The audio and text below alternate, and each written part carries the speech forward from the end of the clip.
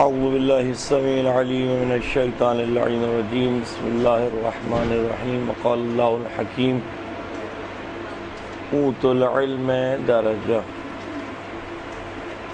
موضوع ہے ہمارے معاشرے میں دینی مدارس کی اہمیت۔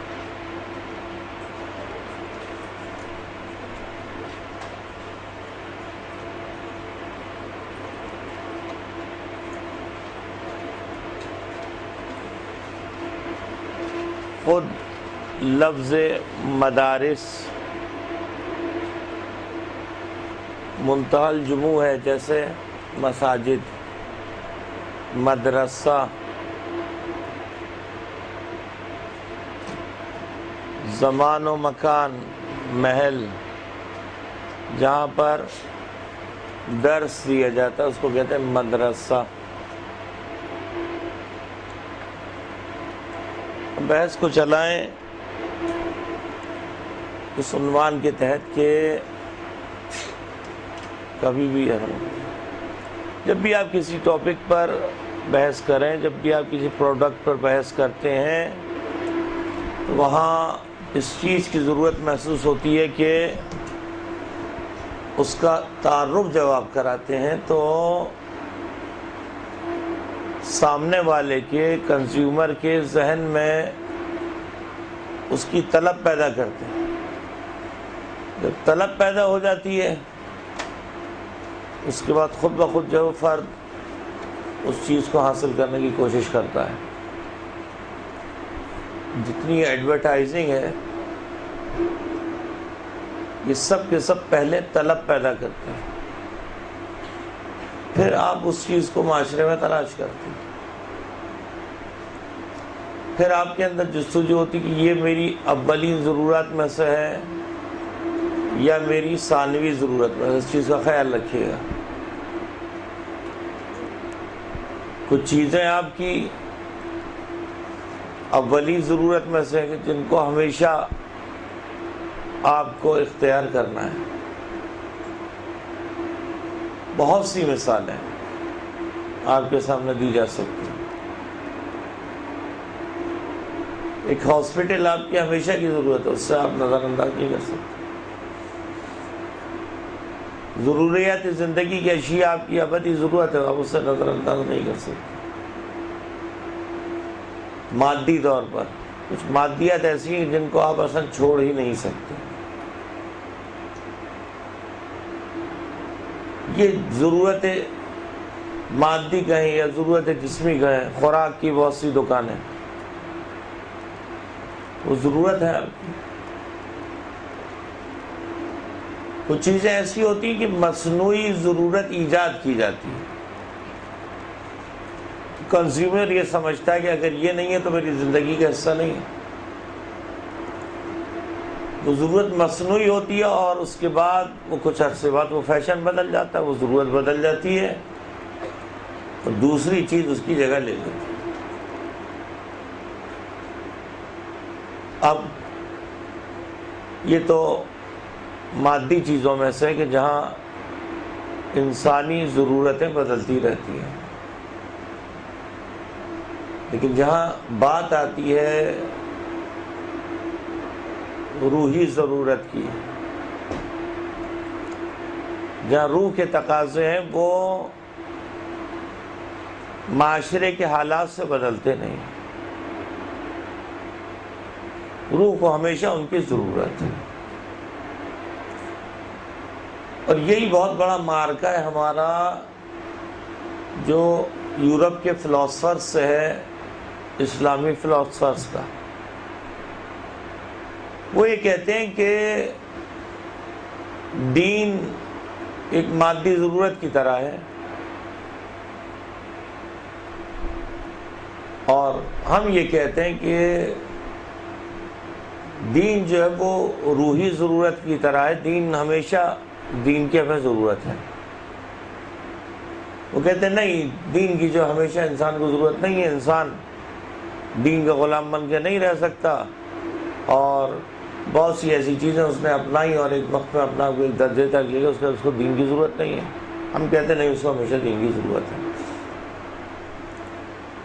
کیونکہ روح کے تقاضے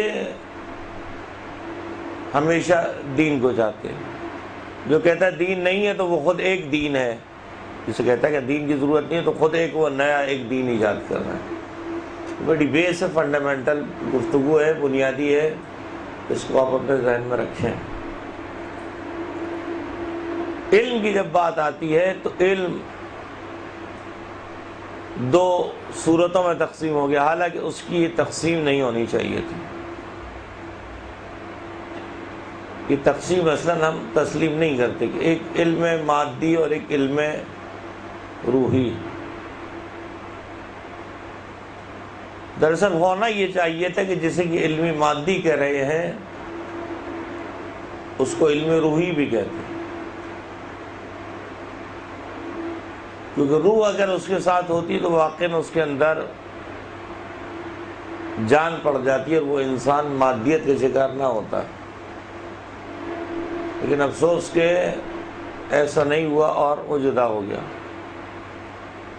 جیسے آج کل، حالانکہ معصوم نے فرمایا تھا انسان کے لیے دو چیزوں کی ضرورت ہے، علم فقہ کی ضرورت ہے اور علم طب کی ضرورت ہے. اب ہوا یہ کہ علم طب جدا ہوا اور مادی افراد کے ہاتھوں میں چلا گیا، مادیت آ گئی ہے اس میں. باقی رہ جاتا ہے بیچارہ علم فقہ. اب جیسے میں نے آپ کی خدمت میں عرض کیا کہ جتنی آپ کی طلب بڑھے گی اتنی آپ کی جستجو بڑھے گی اور آپ اس چیز کو پھر ہر جگہ تلاش کریں گے. اور جب آپ سمجھیں گے کہ علم دین میری بنیادی ضرورتوں میں سے ہے تو پھر اس کے لیے آپ کو اہتمام نہیں کرنا پڑے گا. لیکن جہاں علم دین ثانوی حیثیت رکھتا ہو، یعنی مذہب اسلام ہے، معاشرے کا عالم یہ مذہب اسلام ہے، گھرانہ مسلمان ہے، گھرانہ شیعہ ہے، گھرانہ سب کچھ کرنے والا ہے، لیکن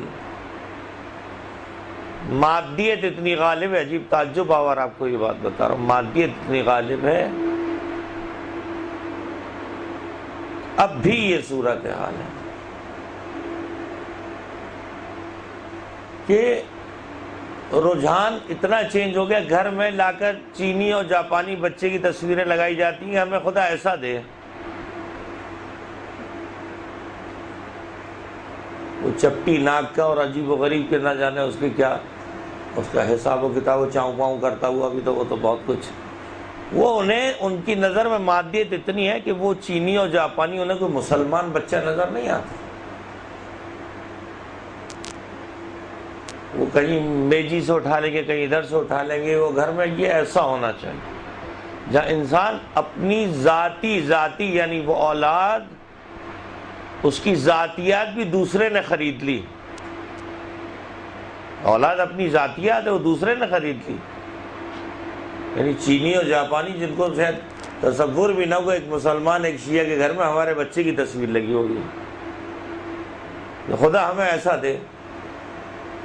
یہ ماں کی طلب جو ایک مشرک اور کافر کا بچہ مانگ رہی ہے، اثرات بھی پھر ایسے ہی ہوتے. بات یہ کہ جب طلب بڑھتی ہے انسان کی تو اس طلب کے لیے صحیح ڈائریکشن ہونی چاہیے. پوچھیے کتنی ماں ایسی ہیں جن سے آپ یہ کہیں کہ تم نے اس بچے کے لیے کوئی مستقبل میں جو آ رہا ہے کوئی فیوچر پلاننگ کی ہے؟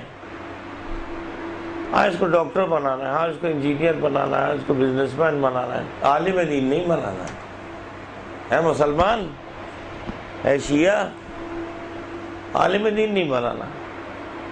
خمس کھائے گا، زکوٰۃ کھائے گا، خوار گھومے گا، کون اس کو اپنی بیٹی دے گا؟ بیٹی ہے تو کہاں سے اس کا رشتہ آئے گا؟ ابھی ماں کے شکم میں ہے اور اتنے منفی احتمالات جب اس کو فراہم کیے جائیں گے، ایسی نسل اپنے اندر کیا لے کر پیدا ہو. اور اس کے بعد آپ لے کے چلیے ابتدائی مراحل سے. کتنی مائیں ایسی ہیں کہ جو ادھر ادھر کی لوریاں اس کو سنانے کی بجائے اس کو نوحے سناتی ہیں, اس کو قصیدے سناتی ہیں. جب بچہ چھوٹا سا ہے, بہلانے کے لیے اس بچے کو ٹی وی کے سامنے رکھ دیا جاتا ہے. ٹی وی کی جو آواز ہے اور کیبل کی جو آواز ہے اور اس پہ جو گانے ہیں اس کے ذہن میں منتقل ہو رہے ہیں. نتیجہ اس کا یہ حاصل ہوتا ہے کہ پھر اسے ضرورت محسوس نہیں ہوتی علم دین کی. ابتدائی ضرورت ہے اس کی, انتہائی ضرورت ہے. دیکھیے اس لیے بار بار لفظ ضرورت میں استعمال کر رہا ہوں. علم حاصل کرو ماں کی گود سے قبر تک, قبر کی گود تک. تو پتہ چلا کہ ماں کی گود سے قبر تک, لحد تک, پتہ چلا یہ ضرورت انسان کے اندر صرف ختم ہونے والی نہیں, یہ اس کی ابتدائی ضرورتوں میں سے ہے. ہمیشہ چاہے وہ آیت اللہ بھی بن جائے, چاہے وہ مرجع بھی بن جائے, علم ایک بحر عمیق ہے, اس سے وہ رابطہ اس کا نہیں ٹوٹ سکتا. اب ہر روز نماز میں سوچنے والی بات ہے, اہدنا الصراط المستقیم, اہدنا الصراط المستقیم کیا ہے آخر یہ صراط مستقیم کی ہدایت دیتے. فجر میں بھی 2 مرتبہ پڑھ رہے ہیں, ظہر میں بھی 2 مرتبہ پڑھ رہے ہیں, عصر میں بھی 2 مرتبہ پڑھ رہے ہیں, مغرب میں بھی 2 مرتبہ پڑھ رہے ہیں, عشاء میں بھی 2 مرتبہ پڑھ رہے ہیں. پتہ چلا کہ طلب ہدایت, علم انسان کی اولین ضروریات میں سے, اس کو نہیں چھوڑا جا سکتا. یہاں تک جب یہ گفتگو ہو جاتی ہے, اب ظاہر بات ہے کہ آپ اگر ایک گاڑی بھی خریدیں تو اس کے لیے آپ کو کور کی ضرورت ہے, اس کے لیے گیراج کی ضرورت ہے. گاڑی بھی خریدیں اس کے لیے آپ کو میکینک کی ضرورت ہے. جس کو آپ عزیز ترین رکھتے ہیں اس کو عزیز ترین جگہ فراہم کرتے ہیں.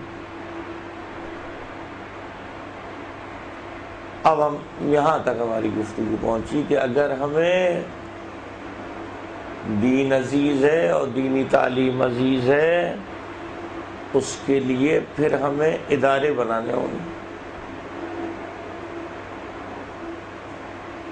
گزشتہ میں بھی, حتیٰ کہ اسلام کی تاریخ سے پہلے بھی,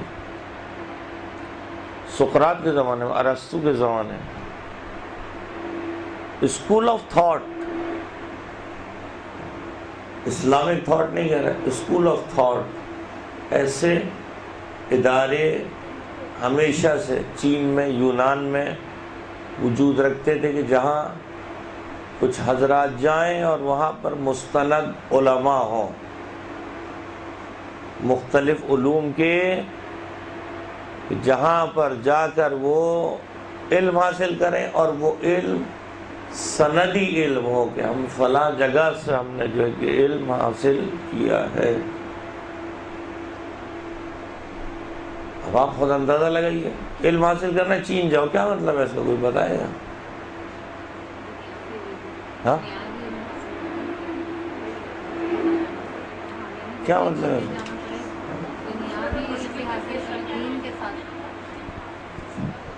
یہ مطلب نہیں ہے اس کا. اسلام اپنی وسعت کو بیان کر رہا ہے. اسلام میں ملک کا کافر اور مشرک ہونا معیار نہیں ہے,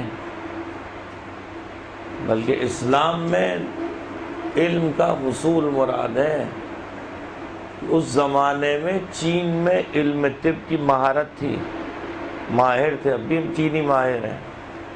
تو اسلام نے اس چیز کو یہاں یہ ظاہر کیا کہ اسلام تم پر کبھی پابندی نہیں لگائے گا. یورپ نہ جاؤ, انگلینڈ نہ جاؤ, برطانیہ یہاں نہ جاؤ, وہاں نہ جاؤ, وہاں نہ جاؤ, نہیں. اسلام کی نظر میں علم اتنی اہمیت کا حامل ہے, اور وہ ساری احادیث, بہار الصحیفہ اصول کافی آپ اٹھا کے دیکھیے, علم کیا ہے, جہل کیا ہے. نہج البلاغہ میں علم کیا ہے, جہل کیا ہے, مال کیا ہے, علم کیا ہے. مال کو چرایا جا سکتا ہے, علم کو نہیں چرایا جا سکتا. عالم کی درجات، یہاں پر آپ مختلف جگہوں پر، یہاں پر اس مدرسے میں علم جو ہے وہ جنت کی کنجی ہے، یہ ساری چیزیں آپ کا خود یہاں آنا، آپ کی یہ تشنگی ہے کہ ہم ایک جگہ جائیں اور جا کر اپنی تشنگی کو مستند افراد کے ذریعے اس تشنگی کو بڑھائیں۔ تشنگی بڑھنی چاہیے۔ چند سال یا چند کتابیں عالم نہیں بناتی ہیں، چند سال اور چند کتابیں آپ کو عالم نہیں بناتی۔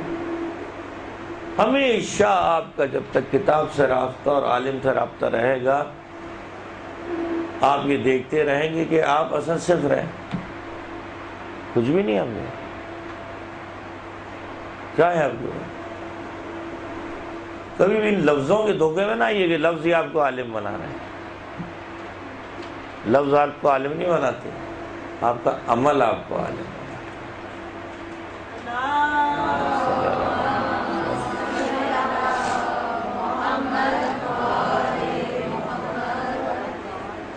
یہ بات آپ خیال رکھیے گا اس چیز کا کہ لفظوں کے رٹنے سے عالم نہیں بنتا ہے، کتابوں کے رٹنے سے عالم نہیں بنتا ہے۔ لائبریری کے گھر میں ڈھیر لگا لینے سے، کتابوں کا ڈھیر لگا لینے سے عالم نہیں بنتا ہے، عالم بنتا ہے عمل سے۔ سینکڑوں معاشرے میں مثالیں موجود ہیں۔ ایک لفظ سیکھ لیا چلا گیا، نبی پاک نے کہتے ہیں جھوٹ نہیں بولنے کا کافی ہے میری زندگی میں۔ تو کتابوں کا پیٹ بھرنے سے، رجسٹرز کا پیٹ بھرنے سے عالم نہیں بنتا۔ اب بات گفتگو یہ ہے کہ اسی کی ذیل میں اور بات آگے بڑھائیں آپ، اور پھر ایک بحث کی دوسری جہت میں داخل ہوں گے کہ کوئی بھی ادارہ، یہ معاشرے کا جہل ہے۔ تانا دینے پر جب آتے ہیں تم مدرسے قائم میں جاتے تھے، تم فلاں جاتے تھے، تم فلاں جاتے تھے۔ مدرسے کی در و دیوار، مدرسہ یہ عالم نہیں بناتا، عالم آپ خود بنے۔ یہ تو آپ کو گائیڈ فراہم کرے گا، یہ تو آپ کو رہنمائی فراہم کرے گا۔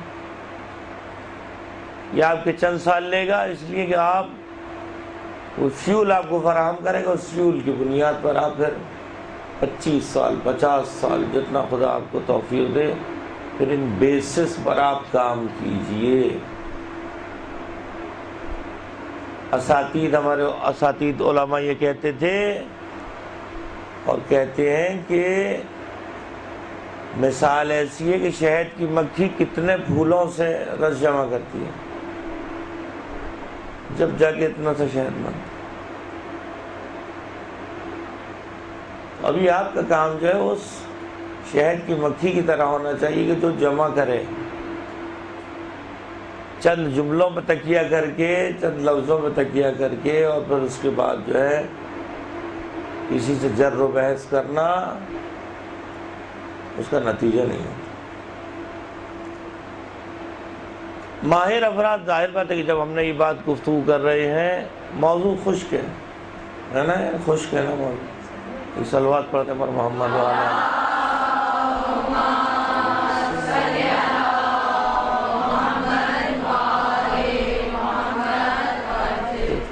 وہ یہ کہ ہمارے معاشرے میں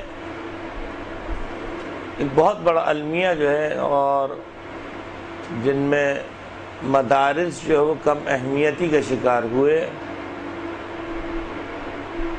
وہ مادی امور کا غلبہ ہے، سسٹم کا نہ ہونا ہے۔ ہم انسان سے مادی جذبہ تو چھین نہیں سکتے، اس سے یہ نہیں کہہ سکتے تم سب کچھ چھوڑو اور ساری ضروریات اپنی چھوڑو اور مدرسے کا رخ کرو۔ پہلے زمانے میں بھی یہ ہوتا تھا کہ لوگ جاتے تھے عالم دین کے پاس، جاتے تھے، اپنے مسائل پوچھتے تھے، پھر اپنے کام دھندے کرتے تھے، خود آٹومیٹکلی ایک مدرسہ تشکیل پا جاتا۔ مسجد نبوی خود ایک مدرسہ، چھٹے امام نے باقاعدہ مدرسہ قائم کیا۔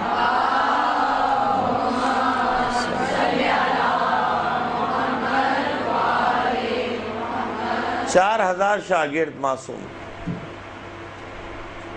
اس سے اندازہ لگایا جا سکتا ہے کہ ایک ایسا اسلامک تھاٹ کا ادارہ، اسلامی فکر کا ادارہ وجود میں آنا چاہیے اور ہونا چاہیے، اور ہیں اور رہیں گے۔ نجف اشرف 1000 سال شیخ طوسی علیہ الرحمہ کے زمانے سے مرکز علم رہا ہے۔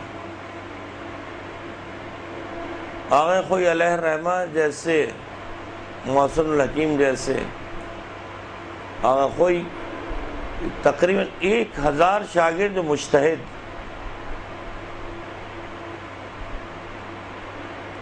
اس بات کو آپ سمجھیں۔ اب دور جدید اس میں داخل ہوا ہے، اور مدارس جو انہوں نے اپنی ایک حالت میں ایک تبدیلی واقع ہوئی ہے۔ جب کثرت سے لوگوں میں دینی تعلیم کا رجحان جو ہے، خصوصاً دنیا میں ظاہر بات ہے کہ مختلف جو حالات چینجز آ رہی ہیں، اس کے بعد اب دنیا خود جستجو کر رہی ہے، نہیں یہ مادی تعلیم جو ہے وہ بجز ضرر کے کچھ نہیں ہے۔ یورپین فلسفہ الٹ رہا ہے، بلکہ معنویت اس کے لیے ضروری ہے۔ معنویت فراہم کرے گا مدرسہ، پھر مدرسے کا اپنا ایک اسٹرکچر۔ اب یہاں تک تو بات کلیئر ہو گئی نا، کسی کے ذہن میں سوال تو نہیں ہے نا کہ اب ہمیں مدرسے کی اہمیت پر زیادہ، اب میں بار بار تکرار کروں گا، مدرسہ اہم ہے، جیسے میں نے کہا کہ آپ کے لیے خوراک اہم ہے، ڈاکٹر اہم ہے، یہ اہم ہے، وہ اہم ہے، ایسے دینی تعلیم بھی آپ کے لیے اہم ہے، اور دینی تعلیم آپ کی وہ مدرسہ آپ کو فراہم کرے گا۔ مدرسے کے علاوہ سے کہیں سے اور آپ وہ دینی تعلیم حاصل نہیں کر سکتے۔ آپ قرآن بھی اٹھائیں گے تو بالآخر آپ کو ایک اسکول آف تھاٹ چاہیے کہ جہاں سے آگے کہیں گے اس کا تفسیر کا مطلب کیا ہے، اس آیت کا مطلب کیا ہے۔ چند کتابیں پڑھنے سے عالم نہیں بنتا جب تک کہ عالم کے پاس نہ جائے۔ اسی لیے کہا گیا کہ قرآن و اہل بیت، قرآن کے ساتھ ساتھ اہل بیت کا ہونا ضروری ہے۔ اہل بیت خود ایک مدرسہ ہے، ایک چلتا پھرتا مدرسہ ہے کہ جو مسلسل اس کو فیڈ کرے گا، مسلسل اس کو گائیڈ کرے گا، اور ہمارے یہ مدرسے خود ایک مورچے کی صورت اختیار کر جائیں گے، خود ایک ایسی صورت بن جائیں گے کہ جہاں سے ہم جمع ہو کر فکر کو مرکز پر لا کر ہم غیر کے کوئسچنز کا جواب دے سکیں۔ یعنی یہ مدرسہ ایسے افراد تیار کرتا ہے کہ جو معاشرے میں جائیں، بے عنوان مبلغ جائیں، اور دین کو بے صحیح بے تمام ہی بیان کریں، کیونکہ تبیین دین صحیح طریقے سے دین کو بیان سے مدرسہ کر سکتا، مدرسے کے علاوہ نہیں۔ یہ مدرسے چھوٹے چھوٹے مدرسے نہیں کہ جن میں بچہ جو الف زبر آ و بے زبر با پڑھ لیتا ہے، گرچہ دیکھا جائے تو یہ بہت ہی بنیادی بشرطیکہ کہ صحیح پڑھانے والا تو ہو۔ اس سے آپ جب اوپر جائیں گے، ظاہر بات ہے ہمارے مدارس کو پورا ہمارا الحمدللہ شیعہ سسٹم ہے، نجف میں ہے، قم میں ہے، مشہد میں ہے، لبنان میں ہے، عراق میں ہے، کویت میں ہے، اور اب اس مدرسوں نے جدید صورت اختیار کی کہ اس کے ساتھ ساتھ جدید علوم، اس کے ساتھ ساتھ انٹرنیٹ بھی ہے، اس کے ساتھ دنیاوی تعلیم بھی ہے، اس کے ساتھ دینی تعلیم بھی ہے، تاکہ اب اس کے بعد سندیں دینی انہوں نے شروع کی ہیں، سرٹیفکیٹس دینے شروع کیے ہیں، کیونکہ معاشرہ مسلسل یہ چیخ رہا تھا یہ کیسا ادارہ ہے، مجتہد ہو گیا، عالم ہو گیا، پتہ ہی نہیں چل رہا ہے، کوئی سرٹیفکیٹ ہی نہیں ہے۔ یعنی وہ مادی افراد وہ سرٹیفکیٹ انہیں دکھائیں تو ان کے کلیجے کو سکون آتا ہے، اس کے علاوہ ان کو سکون نہیں آتا۔ لو بھائی یہ سرٹیفکیٹ بھی لے لو۔ پھر اہمیت کیا ہے، آپ نے بہت کئی جہاز سے مصیبت ہے، اور واقعاً افسوس ہے ہم سے ہم نماز پڑھا رہے ہیں لوگوں کو، لیکن مجھے یاد نہیں ہے کہ ایک آدمی نے بھی آ کر پوچھا ہو کہ مولانا جو آپ نے یہ 14 سال پڑھا اور پڑھ رہے ہیں اور پڑھا رہے ہیں، یہ ہمیں بتا دیجئے کہ آپ کے یہاں کیا کیا پڑھایا جاتا ہے۔ اتنی دلچسپی نہیں ہے، یہ بتائیے کہ آپ کے کون کون سی کتابیں ہوتی ہیں، کیا اس کا سسٹم ہے، کتنی عربی ہوتی ہے، کتنی فارسی ہوتی ہے، کتنا فلسفہ ہوتا ہے۔ نہیں، عدم دلچسپی ہے۔ اس بیچارے کی شکل ہی غور سے دیکھی جاتی ہے۔ یہ اس کے لیے جملے رکھے جاتے ہیں، دو جیبیں، ایک میں سہم سعادت رکھے گا، ایک میں سہم امام رکھے گا۔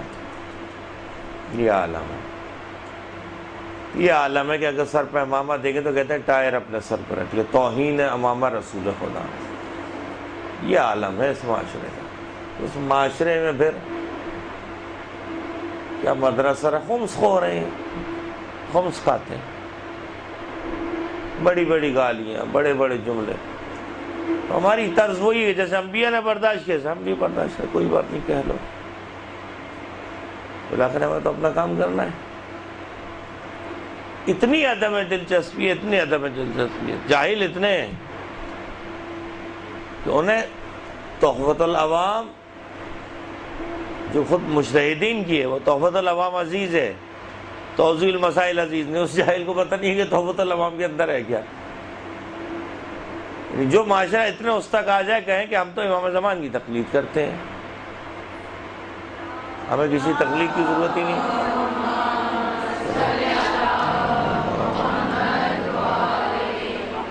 ہمیں تو تقلید کے نہیں۔ اب آپ اندازہ لگائیے کہ بنیادی سورس آف تھاٹ مجتہد ہے، ان کو مجتہدی کی ضرورت ہے۔ اور جب مسائل بیان کریں، پہلے تو ایسا نہیں ہوتا تھا، یہ انقلابی ایران کے بعد جو یہ مولوی نئے نئے مسائل لے کر آ رہے ہیں، جہاں نشر علم کا راستہ روک دیا جاتا ہے، جہاں جہالت کے شکار معاشرہ ہو جاتا ہے، تو وہاں پھر افسوس کے ساتھ ان ٹاپک پر بحث کرنی پڑتی ہے کہ اب مدرسے کی اہمیت بھی ہے۔ یہ بحث آج ایران میں نہیں ہے، یعنی آپ اندازہ لگے یہ آج ایران میں اس ٹاپک پہ بحث نہیں ہے۔ آج ایران میں بحث ہے کہ ان مدرسوں کے ذریعے جو ہم نے جدید ترین معلومات نالج والے ان کو کیسے ہم یوٹیلائز کریں۔ یہ تو بیس تھی، یہ بیس تو کب کی گزر گئی، تو 100 سال 200 سال 400 500 سال پہلے یہ بحثیں اصلا گزر چکی کہ اہمیت مدرسہ ہو۔ آج ہم یہاں بیٹھے کہ مدرسے کی اہمیت تھی، جیسے میں کسی کو کہوں کہ پانی تمہاری ضرورت ہے تو وہ فوراً جو ہے وہ یہ کہے گا کہ پاگل ہو گئے، پانی تو انسان کی ہمیشہ سے شروع سے ضرورت رہی۔ نہیں، اب تمہیں سمجھانا پڑے گا کہ پانی تمہاری ضرورت ہے۔ یورپ جسے ہم صرف بےہودگی کے عنوان سے دیکھتے، علم کے عنوان سے انہیں نہیں دیکھتے۔ آج یورپ ایسے چل رہا ہے، یہ بک آپ نے خریدی، فرانس میں ہو رہا ہے، مختلف جگہوں پر یہ بک آپ نے خریدی بک اسٹال سے، آپ نے پڑھی، اس بک کو آپ کسی بھی ریلوے اسٹیشن میں چھوڑ دیتے قصدن۔ دوسرا آتا ہے اس بک کو پڑھتا ہے، ٹرین میں پڑھے گا، بس میں بیٹھ کے پڑھے گا، جہاں اس کی بک ختم ہوتی ہے اس کو وہاں چھوڑ دیتا ہے۔ یہ بک پورے شہر میں، اور کتنی سینکڑوں بکیں ہر روز، یعنی وہاں پر اگر اس کا پیٹ بھی ہے، ڈاگ بھی ہے، تو ایک ہاتھ میں اس کی کتاب ہے۔ یعنی آپ چینی جیپنیز کو آپ دیکھیے، کتاب ان کے ہاتھ سے جدا نہیں ہوتی۔ آپ میں سے کتنے ایسے، ہم میں سے کتنے ایسے کہ جن کے ہاتھ سے قرآن جدا نہ ہوتا ہو، جن کے ہاتھ سے نہج البلاغہ چھوٹی سی ان کے پاس ہو، جن کے ہاتھ میں صحیفہ سجادیہ ہو، جن کے ہاتھ میں دعائے عرفہ امام زمان علیہ السلام ہو، تاکہ اس کے ذریعے سے وہ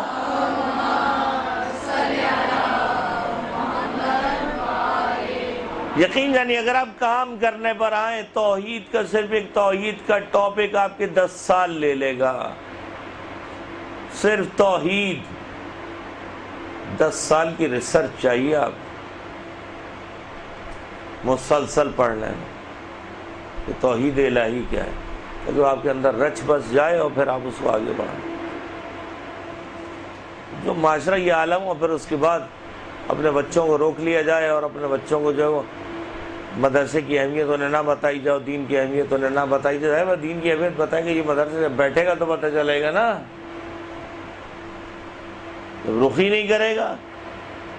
نہیں, ہمارے بچے کو تو ضرورت ہی نہیں, ہماری لڑکی جا کے بگڑ جائے گی.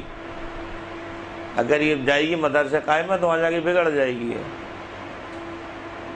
پردہ کرنے لگے گی, چند دینی باتیں کرنے لگے گی. اب ظاہر بات ہے کہ ہمیں تو مقابلہ کرنا ہے, اپنوں سے زیادہ کرنا, غیروں سے کم کرنا. آج وہ حیران ہے, یورپینس آج حیران ہے کہ یہ کیسے لوگ ہیں, چاہے آغا امام خمینی ہو, آغا سیستانی ہو, چاہے آغا خوجی ہو, یہ کیسے لوگ ہیں بھائی کہ انہوں نے سادہ زیستی میں اتنی سادگی سے چٹائیوں میں بیٹھ کے پڑھا. قدیم کتابیں ان کے ہاتھوں میں ہوتی ہیں, جن کتابوں میں کون سا انقلاب ہے, جو اتنی بڑی تبدیلی یہ دنیا میں لے کر آ جاتے ہیں. اور آپ کی یونیورسٹیز کتنا فارغ کرتی ہیں, اس کا کوئی آؤٹ پٹ نہیں ہے. لیکن یہی مدارس جو بنا کر نکالتے ہیں تو ایسا ہوتا ہے کہ پھر وہ پوری دنیا کو پلٹ دیتے. یہاں تک یہ گفتگو جب ہماری آ گئی, اور اس میں جو آپ کی خدمت میں عرض کیا جائے کہ یہاں تک ہم نے ایک گفتگو کر لی. اس کے بعد پھر آپ کو ایک آشنائی ضروری ہے, کچھ اصطلاحات استعمال ہوتی ہیں اور اس کو بیان کرنا ضروری ہے.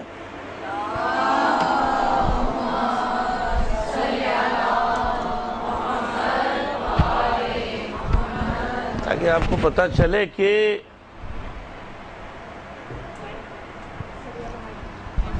جی بیٹا اس کا بڑا مسئلہ ہو جائے گا, اس کا کیا کریں. ایک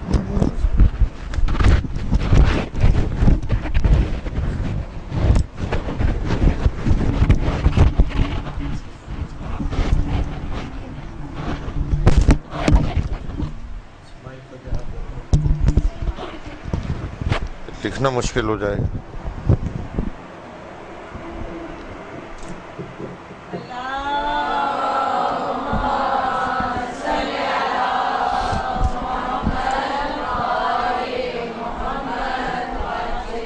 ہمارے مدارس اور ہمارے حوزہائے علمیہ, ان کے اندر بالآخر ہوتا کیا ہے اور کہاں سے یہ گفتگو چلتی ہے. دیکھیے, پہلے آپ نے ایک جملہ سنا ہوگا, ثقۃ الاسلام.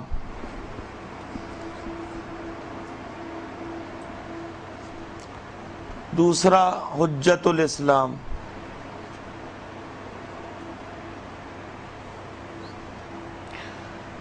مجتہد. آیت اللہ. آیت اللہ عظمی.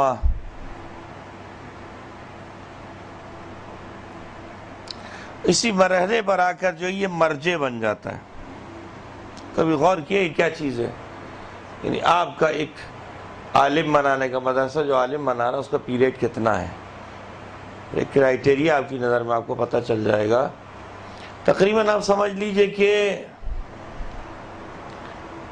اس کو اگر اس کو ایک سند ملتی ہے, اول تو حوزہ اس کا قائل نہیں تھا, پہلے حوزے میں ایسا نہیں ہوتا تھا, لیکن بعد میں حوزے میں یہ چیز رائج ہوئی کہ جو جتنا پڑھتا جا رہا ہے بالآخر اس کا ایک نام رکھتے جائیں, ان لوگوں کے لیے آسانی ہو جائے اس کام کو سمجھنے میں. ایک یہ اندازہ ہے میرا اپنا جو میں بیان کر رہا ہوں, یہ نہیں کہ یہ حوزے میں ایسی بات ہو کہ ہاں اتنے سال ہیں تو اتنے ہی سال ہیں اور باقاعدہ کسی ادارے کی طرف سے. یہ جو ثقۃ الاسلام ہے, اس کو بنتے ہوئے لگتے 5 سال. شروع سے جو یہ شروع کرتا ہے تو اس کو لگتے 5 سال کا عرصہ لگتا ہے. اس 5 سال کے عرصے میں یہ ابتدائی طور پر اس کو عربی, گرامر سے آشنائی اس کو کرائی جاتی ہے کہ عربی گرامر آشنا ہو جائے. اس میں اصول فقہ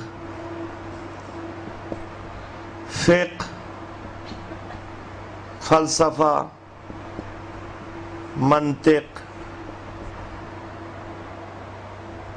اس کے بعد کتب اسلامی سے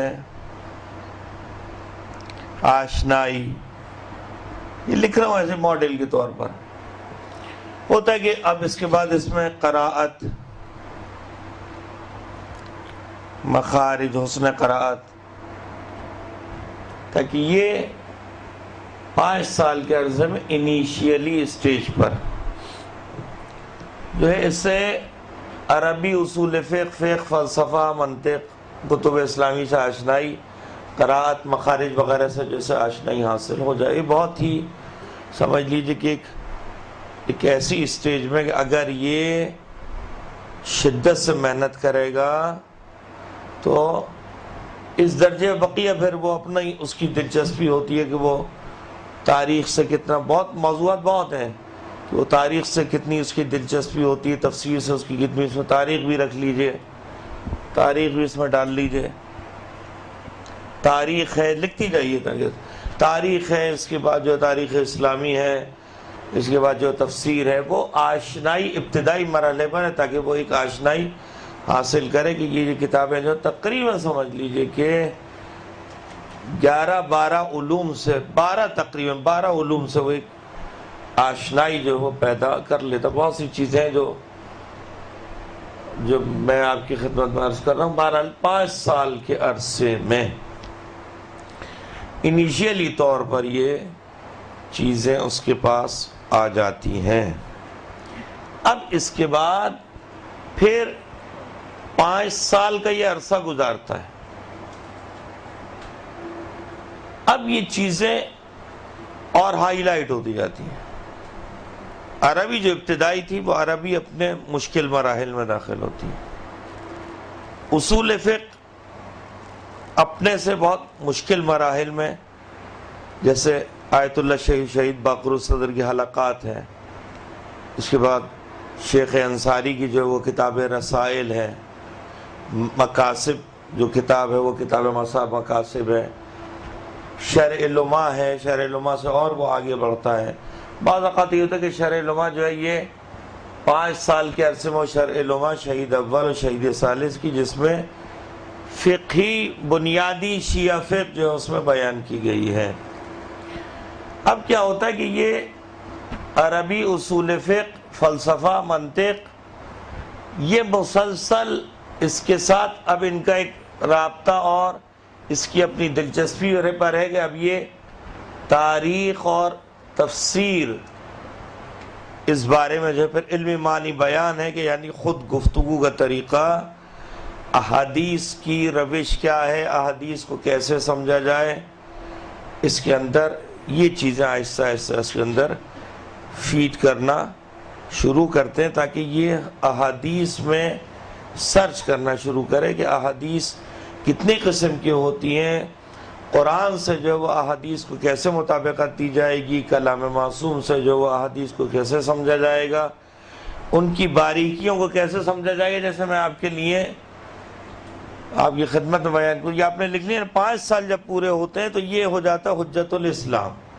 5 سال یعنی 10 سال یہ اس کی اپنی ایبیلٹی پر ہے. بعض ایسے شہید باقر الصدر سمجھ لیجیے کہ 11 سال کی عمر میں سمجھ لیجیے ان کے پاس اتنے سپر جینیس آدمی تھے کہ مجتہد تھے. 11 سال کی عمر میں اتنا سپر جینیس آدمی دیکھا نہیں گیا. فلسفتنا جیسی کتاب انہوں نے لکھ ڈالی. اب یہ 10 سال کے عرصے میں اس کی اپنی محنت ہے. 10 سال کے عرصے میں یہ حجت الاسلام بن جاتا ہے. ایک ایتھینٹسٹی، ایک مضبوط چیز اس کے اندر پیدا ہو جاتی ہے کہ اب یہ ادھر ادھر کی نہیں ہانکے گا. اب یہ حوضے کا فراری نہیں ہے. یہ 5 سال سے پہلے جو بھاگا ہوا تھا تو حوضے کا فراری ہے، اس کے پاس کچھ نہیں ہے. ادھر کی ادھر کی مارے گا، کہیں بھی کسی ممبر پہ جا کے بیٹھ کے اپنا کو علامہ کہلوانا شروع کر دے گا. لیکن جب سیریس ہو جاتا ہے، پڑھنا شروع کرتا ہے تو یہ حجت الاسلام بنتے بنتے ایک دینی شعور اس کے اندر جو پیدا ہو جاتا ہے، ایک شوق دین کا اس کے اندر پیدا ہو جاتا ہے، اور یہ سمجھنے لگتا ہے کہ دین کیا ہے۔ تفسیر کی روشنی میں، تاریخ کی روشنی میں تفسیر کو تاریخ سے ملاتا ہے، پھر اس کے بعد تفسیر میں جو عربی کو لے کر آتا ہے، تفسیر میں جو اصول فقہ کو لے کر آتا ہے، تفسیر میں فلسفے کو لے کر آتا ہے، منطق کو لے کر آتا ہے، لاجک کو لے کر آتا ہے۔ اب آپ اہمیت کا اندازہ رکھ کرتے جائیں کہ ایک جو بننے والا ہے آدمی وہ مذاق نہیں ہے، کتنی اسے محنت کرنی پڑتی ہے۔ 10 سال کے عرصے میں اب یہ حجت الاسلام ہوا۔ اب جب حجت الاسلام ہوا، اب صورتحال یہ ہوتی ہے کہ یہ درجات کہلاتے ہیں سطحیات، سطح کو کمپلیٹ کر لینا، یعنی بیسمنٹ اس کا سطح، سین کوئی ہے سطح، سطحیات۔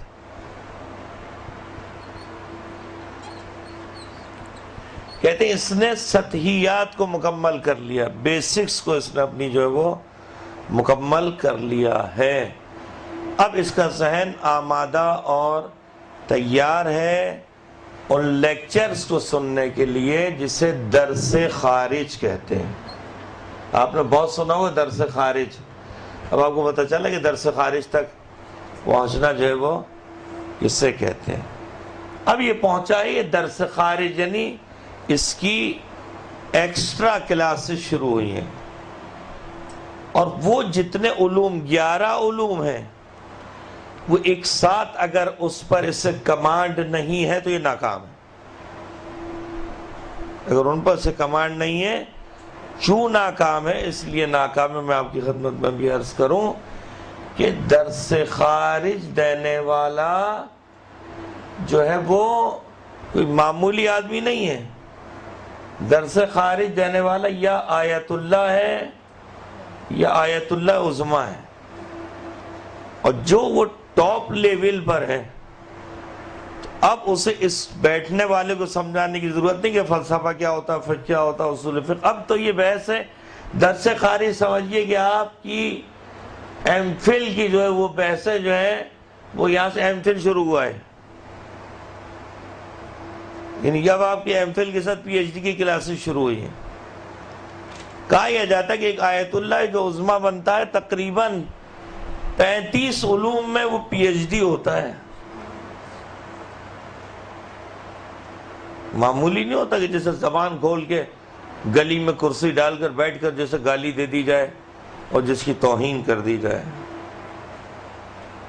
تو آپ کو پتہ چلا کہ مدرسہ کتنا بڑا ایک کام انجام دیتا ہے، اور یہ صرف اعزاز جو ہے وہ شیعہ مکتب کو حاصل ہے، ورنہ آج دیکھیے آپ کہ کیسے، مجھے بتا دیجیے کہ ایک آپ کے مدرسوں نے ایک بمبار تیار کیا کہ یہ بمبار جو ورنہ بقیہ کا بھاشر دیکھ لیں جو طالبان کی صورت میں آپ کے سامنے موجود ہے کہ جو کچھ ہو رہا ہے۔ تو ہمارے یہاں بنیاد الحمدللہ بہت سیریس ہے، بہت سیریس ہو کے پڑھایا جاتا ہے۔ تو اب پہنچے یہ ایم فل کی کلاسز اور یہ درس خارج جس کا شروع ہوا، اور یہ درس خارج میں اب باقاعدہ جو اب درس خارج کی بیس بنائی جاتی ہے، اور وہ جو مجتہد ہے آیت اللہ عظمیٰ ہے، کسی بھی بزرگ عالم کی ایک کتاب کو انتخاب کر کے درس خارج کی 2 صورتیں بنتی ہیں، یا خارج فقہ ہے یا خارج اصول ہے۔ اصول فقہ وہ جو انیشیلی طور پہ پڑھا تھا، اب وہ آ جاتا ہے باقاعدہ ریسرچ کے مرحلے میں۔ یہ مسئلہ کیوں آیا، کہاں سے آیا، کس لیے آیا، کون لایا، اب وہاں پر جو یہ بحث کرنا شروع کرتا ہے، اس بحث کی بیس یہ ہوتی ہے کہ اگر مشکل ہو جائے بات تو ضرور آپ بتا دیجیے گا، یہ نہیں کہ کسی کونے میں بیٹھ کے جمائیاں لینا شروع کرتے ہیں کہ کیا مصیبت ہمارے گلے پر آ گئی۔ اب آپ نے اس کو ایک حدیث کہی کہ علم حاصل کرو ماں کی گوشت سے قبر تک، کیا ہو سکتا ہے اس میں؟ تو سیدھی سیدھی ہے. اب آپ کو اندازہ ہوگا. آپ کو تو ہاتھ میں آپ کی حدیث آ گئی، لیکن اب کیا کرتا ہے؟ راوی کون ہے؟ اس کا زمانہ کیا ہے؟ حدیث کا لحن کیا ہے؟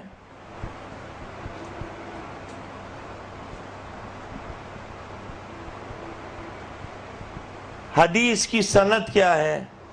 حدیث کا لہجہ کیا ہے؟ حدیث کہیں جسے کہتے ہیں ٹوٹ کر تو نہیں آئی ہے، حدیث کو توڑا تو نہیں گیا، حدیث اپنی جگہ پہ سالم ہے. ماں کی گود سے قبر تک علم حاصل کرو، کہیں حدیث سے پہلے کوئی اور جملہ تو نہیں تھا اس میں؟ ماں کی گود سے قبر تک علم حاصل کرو. ایک مثال دے رہا ہوں. حدیث سے پہلے تو کچھ نہیں تھا، حدیث کے بعد تو کچھ نہیں تھا، حدیث کے بیچ میں تو کچھ نہیں تھا. ایسا تو نہیں ہے کہ راوی جو ہے، راوی کون ہے، راوی سچا ہے جھوٹا ہے، راوی کی شہرت کیا ہے؟ اس کو کہتے ہیں علم رجال.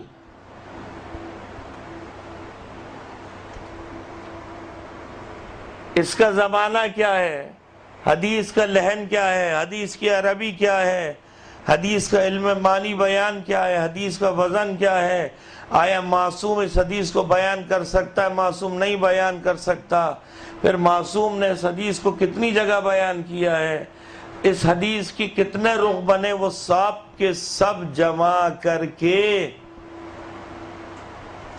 پھر وہ یہ کہتا ہے کہ ہاں یہ حدیث جو ہے وہ قابل عمل ہے.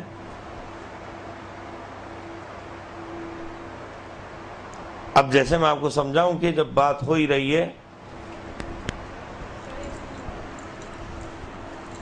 اب جیسے مثال میں آپ کے سامنے رکھوں،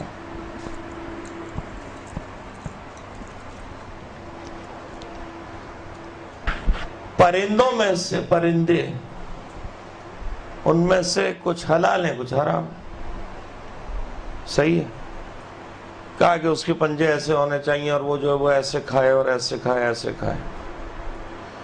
فار ایگزامپل وہ پرندے کے جو اڑتے اڑتے پروں کو اپنے بالکل سیدھا کر لیتے ہیں، چڑیا کی طرح تیزی سے پر نہیں مارتے، کبوتر کی طرح پر نہیں مارتے. اگر ایک ایسا پرندہ ملے کہ کبوتر کی طرح تیز پر مارے اور چیل کی طرح نوچ کر کھائے، اس میں ایک حصہ حلال ہے ایک حصہ حرام ہے. ویسے پرندے کو کیا کریں گے؟ دو چیزیں ایک ساتھ جمع ہو گئی ہیں. ظاہر پتہ برڈ کراسنگ ہوئی اور ایک ایسا پرندہ آپ کے سامنے آ گیا کہ وہ تیز پر بھی مار رہا، چیل کی طرح نوچ بھی کہہ رہا، کیا کریں گے؟ حلال ہے حرام ہے؟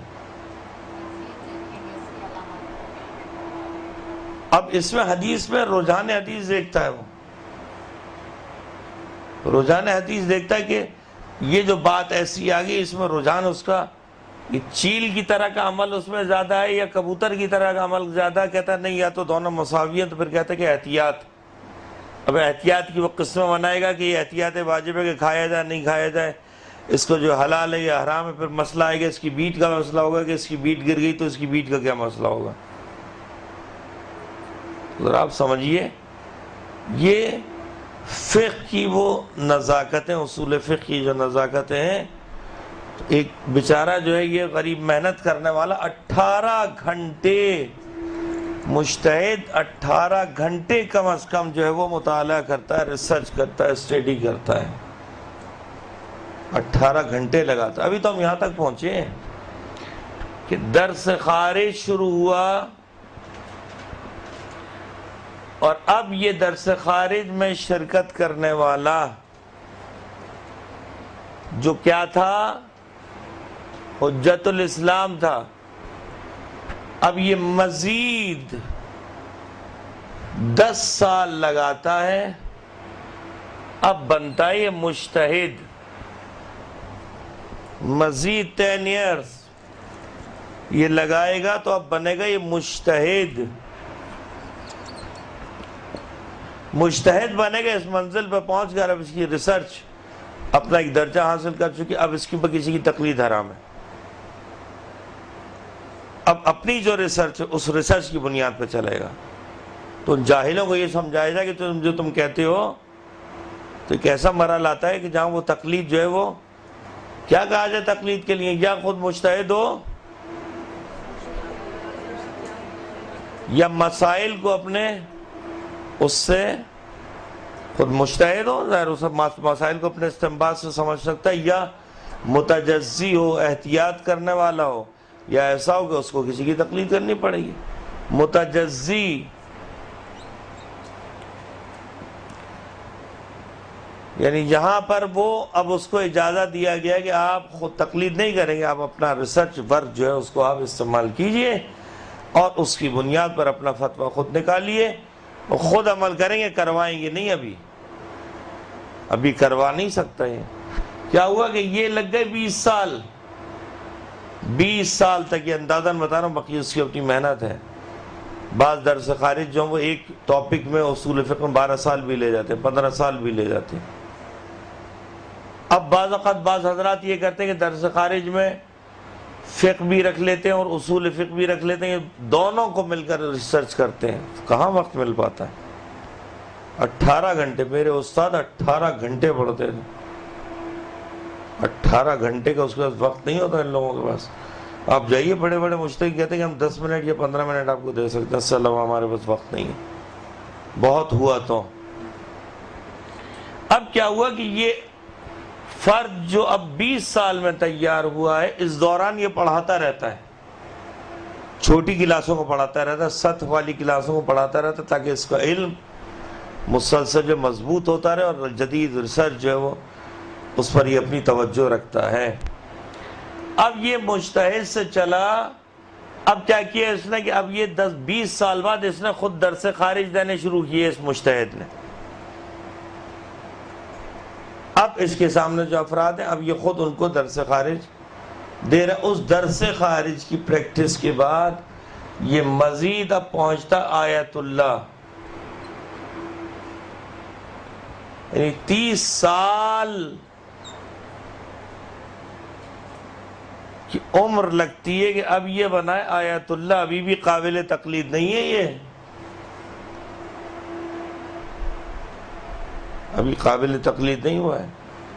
اس کے بعد اب یہ آیت اللہ کا ایک گروپ بن جاتا ہے، اب بہت سارے جمع ہو گئے نا، اب اس سے گزر کے ایک ٹاپ سپر پر آ کر بہت سارے آیت اللہ جمع ہو گئے۔ اب ان آیت اللہ میں دیکھا جاتا ہے کہ اب ان میں سے ٹاپ سپر کون ہے،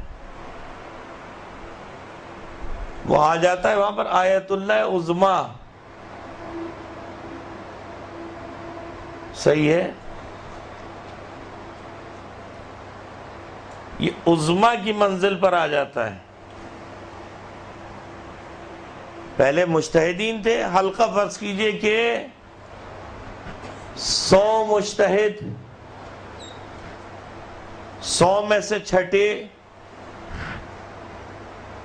10 ٹاپ پر آئے، جو 10 ٹاپ پر آئے یہ بنے آیت اللہ۔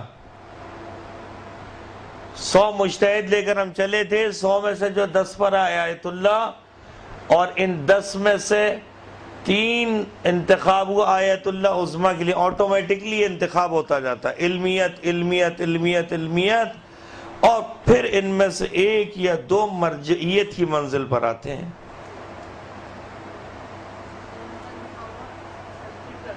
ہاں وہ میں اس لیے بیان کر رہا ہوں کہ فار ایگزامپل وہ 3 ہو گئے۔ اب ان 3 میں سے آپ کسی ایک کی علمیت کا، جس کو آپ کو یقین ہو، اس کا آپ انتخاب کریں، یا کہیں کہ ان تینوں میں سے کسی کی تقلید کی جا سکتی ہے۔ تو مرحلہ تقلید اتنا آسان، وہاں تک اس درجے تک پہنچنا۔ اب خود ایمانداری سے بتائیے کہ اتنی زحمتوں میں، اتنے کام میں کیا ایسا ہو سکتا ہے کہ یہ جو گلی کوچوں میں بیٹھنے والے اور ان کے حلال و حرام پر اعتراض کرنے والے اور انہیں گالیاں دینے والے، ان کی اہمیت کیا رہ جاتی ہے؟ مجھے سوال پوچھنا ہے، 40-45 سال لگا کے آیت اللہ عظمیٰ بنتے ہیں، اب ہم جیسے پری پرائمری اسٹوڈنٹ ہم کیسے اس چیز کا اندازہ لگا لیں گے جو ہمیں علماء میں شہرت، جہان میں شہرت، وہ شہرت علمی اس کی اتنی ہائی فائی ہوتی ہے کہ واضح طور سے پہچان لیا جاتا ہے، آغا سیستانی ہے، آغا خامنائی ہے، آغا خوئی علیہ الرحمت ہے، امام خمینی تھے. تو آپ دیکھیں کہ شیعہ مراجین کی بہت بڑی فہرست نہیں ہوتی ہے، اتنا قیمتی ہوتا ہے. آپ نے اس کی قیمت کا اندازہ لگایا کہ یہ آدمی کتنا قیمتی ہے. اور جب اتنا قیمتی آدمی ہو تو یہ قیمتی آدمی کی ایسی بن گیا، اس کے سر پر کسی کا ہاتھ نہیں ہے.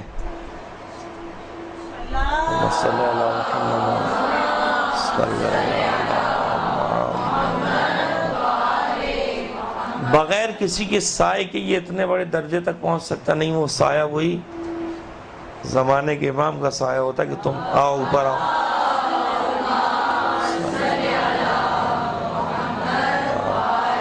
اور ان میں سے کتنے ایسے ہیں کہ جو اصلاً اعلیٰ علمی درجے پر، اچھا اس کے ساتھ ساتھ اور بھی مسائل ہیں، یہ کتنا میں آپ کو بیان کروں. علم عرفان،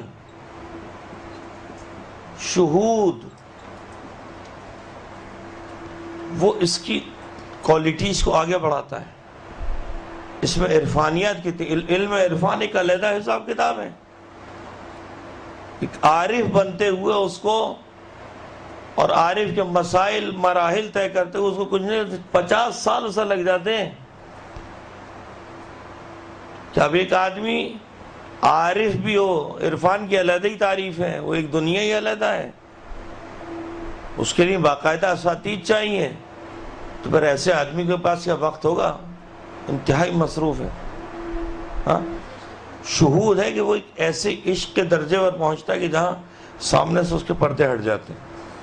یعنی اب وہ اپنے علم و معرفت کی بنیاد پر، اب وہ بظاہر آپ کے سامنے یہ نہیں ہے، وہ جنت بھی اپنی نظروں سے دیکھتا ہے، جہنم بھی اپنی نظروں سے دیکھتا ہے، افراد کو بھی اس کی خدا ایسی بصیرت پیدا کر دیتا ہے اس کے اندر. یہ انقلاب، جو انقلاب ایران آئے تو مذاق نہیں تھا. نجف میں جو انقلاب آیا، اور جو آغا سیستانی کہتے ہیں کہ میں جاؤں گا، لاکھوں آدمی جس کے عاشق ہو جاتے ہیں، ایسی تھوڑی ہو جاتی عنایات. کیونکہ یہ اتنے پاک و طاہر افراد ہوتے ہیں کہ ان کی ماں نے انہیں بغیر وضو کے ساتھ دودھ نہیں پلایا. ایک آیت اللہ عظمیٰ کسی سے ہی پوچھی، کہتے میری ماں نے مجھے بغیر وضو دودھ نہیں پلایا، میرے باپ نے کبھی مجھے لقمہ حرام نہیں کھلایا، میری ماں نے کبھی قرآن کی تلاوت چھوڑی نہیں، میں پھر اس درجے تک پہنچا ہوں. یہ تھوڑی ہے تو گلی میں ہر ٹہلتا ہوا آدمی جو ہے وہ اس عظیم درجے تک پہنچ جائے، اس عظیم درجے تک. تو یہاں پر یہ براہ راست حضرت سے رابطے میں، اور حضرت اس کے امور کی نگرانی کرتے ہیں، اور اس کو یہ آزادی ہوتی ہے کہ اب یہ بھی کر رہا ہے تو اس کو خود معصوم نے عنایت ہے کہ تمہاری اپنی ریسرچ ہے، تمہاری اپنی تحقیق ہے، اور خدا کے ہاں جو اگر اس سے غلطی ہوتی ہے کہیں اتنے اس پہ جانے کے باوجود خدا اس کو معاف کرتا ہے. کیونکہ تحقیق فرض کی ایک ایگزام پہ مثال دوں میں آپ کی خدمت میں، اس سے آپ کو بہت کچھ سمجھ میں آ جائے گا. اور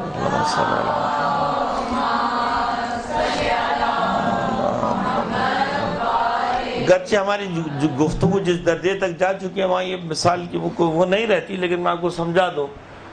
جیسے ایک جملہ ہے، چور کو پکڑو.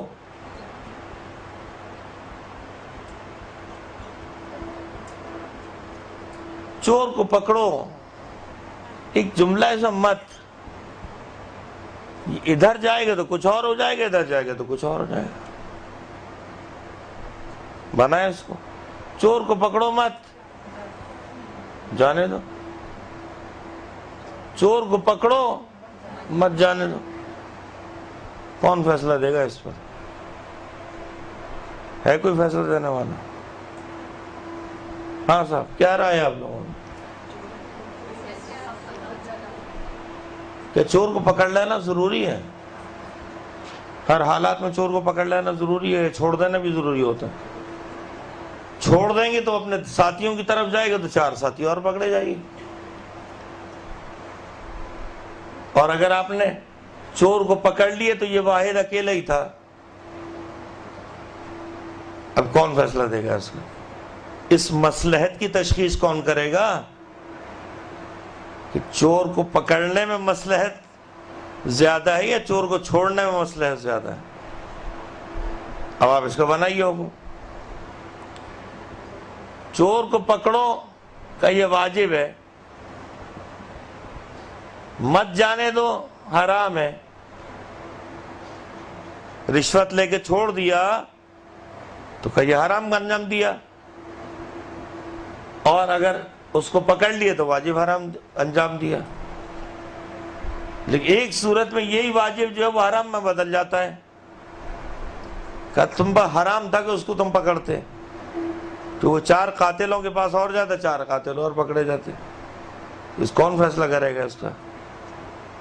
تو یہ جو چینج آتی ہے، کہتے ہیں احادیث ایک معاشرے میں انتہائی جاہلانہ جملہ، معصومین کی ساری احادیث ایک ہے تو پھر یہ اختلاف کیوں ہے کہ نہیں؟ تو ہم عام مثال دیتے، عام ہی عالم مثال ہے، سارے ڈاکٹروں نے ڈاؤ میڈیکل کالج سے پڑھا ہے، تو ہر ایک مختلف دوائی کیوں دیتا ہے؟ ہر ایک کو اطلاع دے فون کر کے، بھائی میں اس کو پیراسیٹامول دے رہا ہوں، تمہارے پاس آئے تو پیراسیٹامول ہی دینا ہے اس کو، اس کے علاوہ نہیں دینا۔ ایسا ہوتا ہے؟ کہتا ہے میری تشخیص ہے، میں ذمہ دار ہوں۔ جب خدا، یہ جملہ لکھ لیجئے کہ جب خدا ڈاکٹر کو اتنی اجازت دے سکتا ہے کہ اگر وہ کہے مریض سے کہ تم پر روزہ رکھنا حرام ہے، جب خدا ڈاکٹر کو اتنی اجازت دے سکتا ہے طبیب کو کہ اگر طبیب کہہ دے کہ تم پر روزہ رکھنا حرام ہے تو پھر کیا روزہ دار روزہ رکھ سکتا ہے؟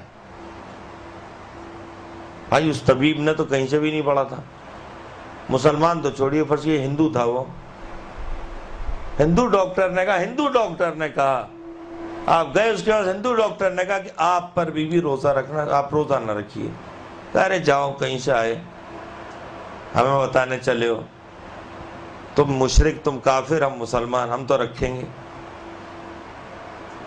آپ نے رکھ لیا، آپ کو نقصان ہو گیا، تو پھر خدا کس کو سزا دے گا؟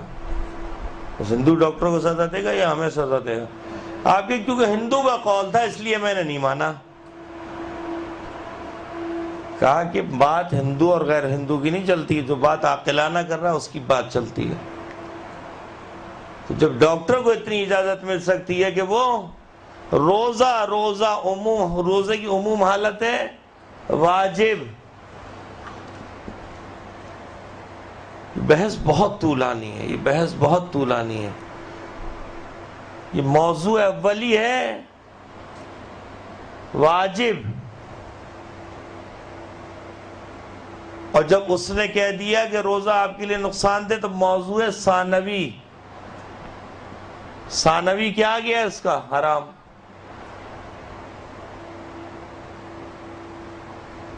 اولی سے بدلا، موضوع چینج ہوا۔ مجتہد کا ایک بہت بڑا کام یہ ہوتا تشخیص سے موضوع کرے، اس مسئلے کا موضوع کیا ہے۔ بات مشکل تو نہیں ہو گئی نا؟ اب ڈاکٹر نے بتایا کہ یہ روزہ اولین حالت میں واجب تھا، ثانوی حالت میں روزہ ہو گیا حرام، کہ نہیں ہم تو رکھیں گے، نہیں رکھ سکتے آپ۔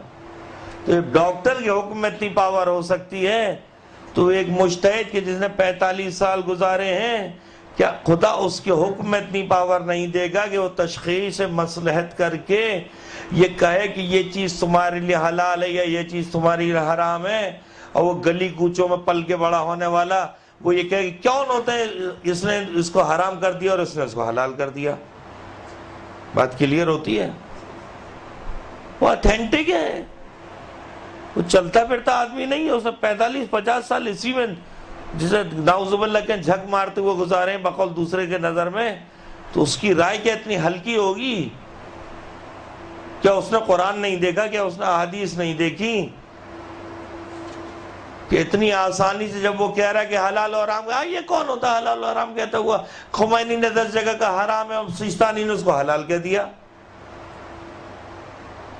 جیسے مور کا مسئلہ آج کل ایک یہ، اب ہمارے ایک مصیبت آئی اور اس کی طرف اشارہ کر کے اور پھر ہمارے ایک بہت بڑی آفت نازل ہوئی جس نے ہمارے مدارس کو بہت زیادہ نقصان پہنچانے کی کوشش کی، لیکن الحمدللہ وہ افراد کامیاب نہیں ہو سکے.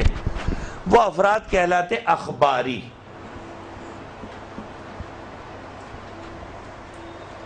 وہ کیا کہلاتے ہیں؟ اخباری.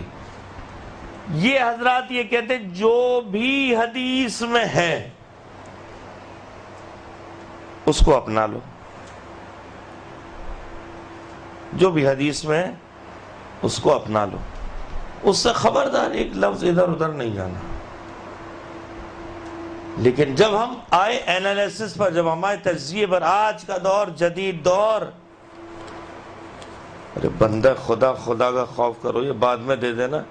اور ابھی جو ہے تم یہ بجائے لیکچر کے جو ہے یہ التماس دعا کے پرچے جو ہیں، یہ بات کا مرحلہ ہوتا ہے.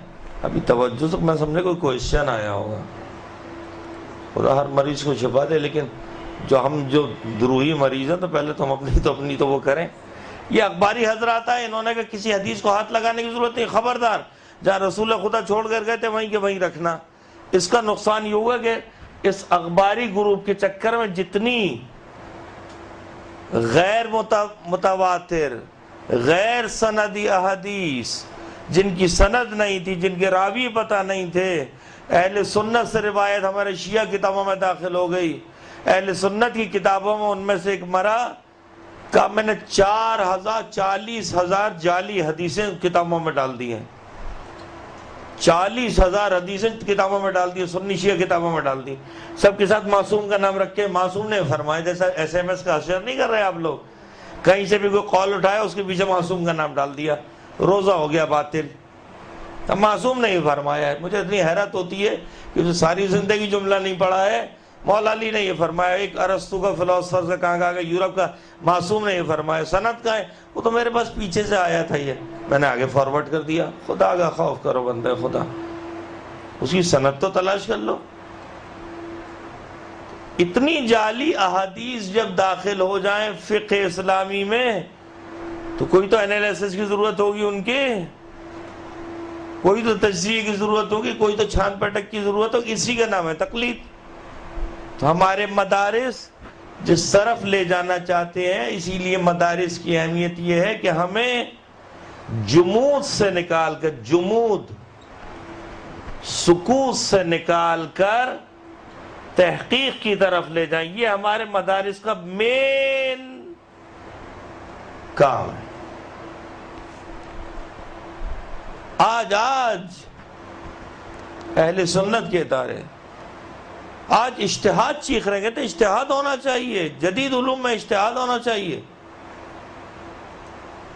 آج اجتہاد کی ضرورت ہے. آج مجھے بتائیے نبی اکرم کے زمانے میں کیا ہارٹ آپریشن ہوتا تھا؟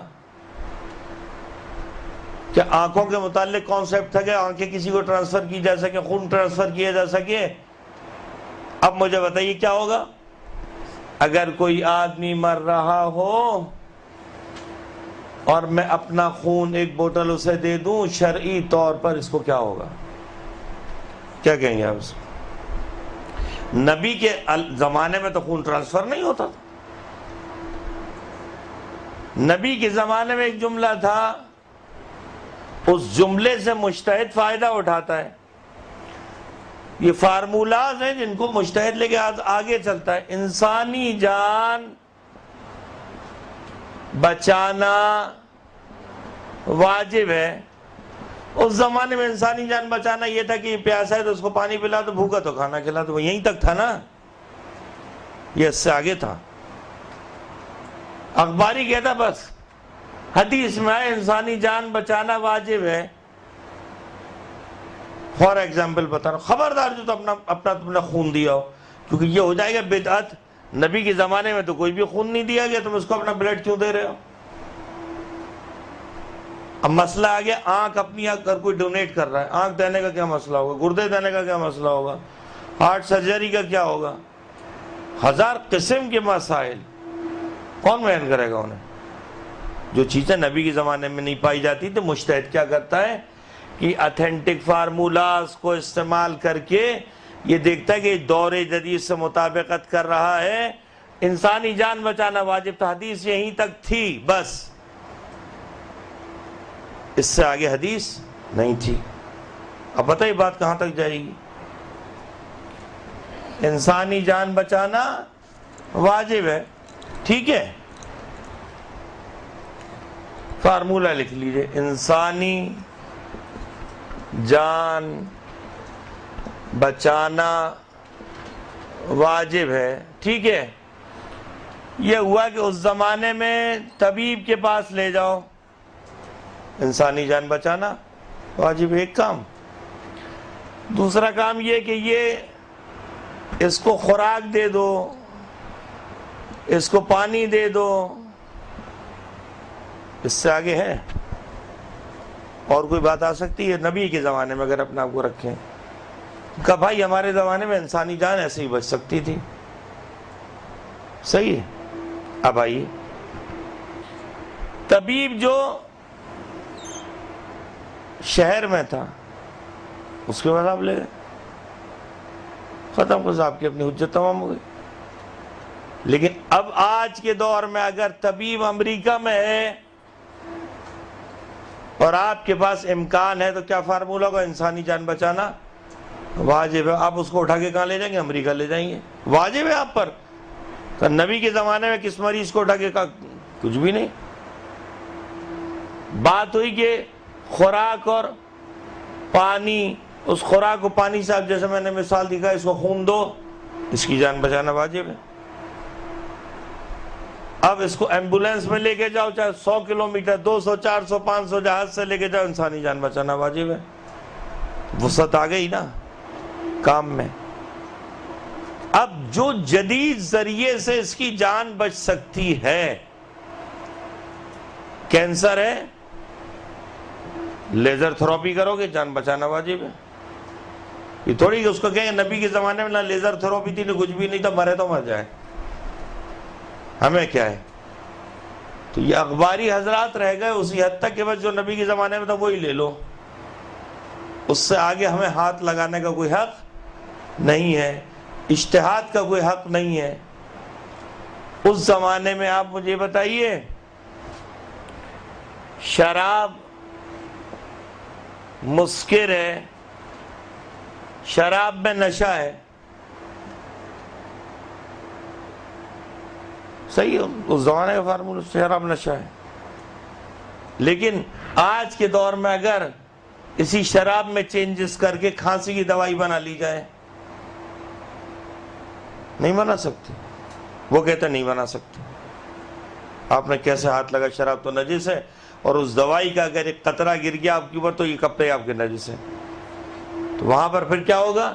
کہا کہ نیت, اس کی نیت اگر اسی دوائی سے شراب کی اور نشے کی تو یہ نجس ہو جائے گا, اس کی نیت اگر علاج کی تو یہ کپڑا پاک ہے آپ نے. تو کون تشخیص دے گا اس کی؟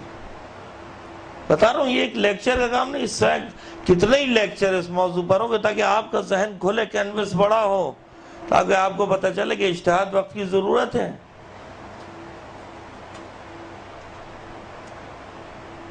عورت کے لیے بالکل چہرہ چھپائے, لیکن آج پاسپورٹ پہ جو تصویر آتی ہے اس کا چہرہ ظاہر نہیں ہوگا تو 10 طالبان اس کے برقعے کے اندر گھس کے کہاں سے کہاں نکل جائیں گے, یہ کھانا خراب کر دیں گے. اب کیا ہوگا؟ کہا یہ تو حرام ہے. اب وہ ایئرپورٹ پہ جب پہنچی محترمہ, اب وہ چھوڑیں گے تھوڑی, اب اس کو شٹل کاک سے باہر نکالیں گے, کہیں گے جالیوں کے اندر تو تھوڑی کام چلے گا, ہٹاؤ, یہ تو حرام ہے, ہٹانا پڑے گا. تاکہ کیونکہ اس کے اوپر حفظ جان کا فارمولہ آتا ہے.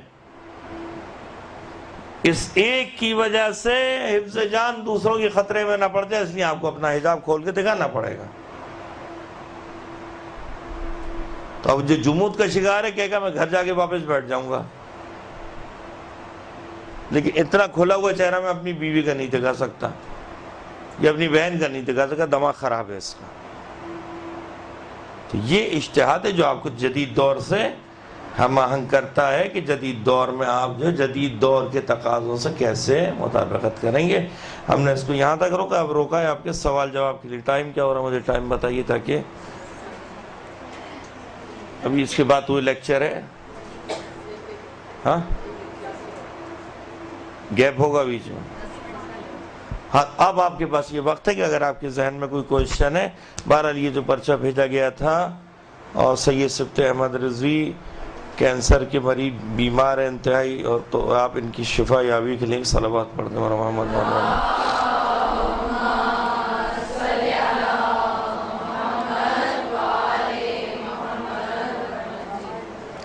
اس کا تو بہت اچھا سا یہ جواب ہے. اکثر یہ بھی دیکھا گیا کہ کئی سائل پڑھنے والے معاشرے میں جو میں کہتا ہوں کہ، اور بڑا اچھا کوشچن یہ رہے گا کہ شیطان سب کو بہکاتا ہے. بہکاتا ہے نا یا نہیں بہکاتا؟ خود شیطان کو کس نے بہکایا تھا؟ شیطان سب کو بہکاتا ہے. شیطان کو کس نے بہکایا تھا کہ تو سجدہ نہ کر؟